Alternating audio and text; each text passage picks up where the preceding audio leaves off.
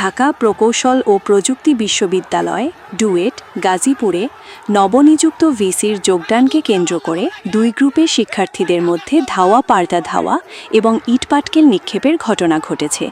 এতে পুলিশ সদস্য, ইউএনও ও শিক্ষার্থী সহ অন্তত ১৫ জন আহত হয়েছেন। পরিস্থিতি নিয়ন্ত্রণে আনতে পুলিশ কয়েক দফা টিয়ার শেল নিক্ষেপ করে। গাজীপুর থেকে আব্দুল কুদ্দুসের প্রতিবেদনে দেখুন বিস্তারিত। ১৭ই মে রোববার সকালে ডুয়েট ক্যাম্পাসে নবনিযুক্ত ভিসির যোগদানকে ঘিরে একদল শিক্ষার্থী বিক্ষোভ শুরু করে মূল ফটকে তালা ঝুলিয়ে দেয়।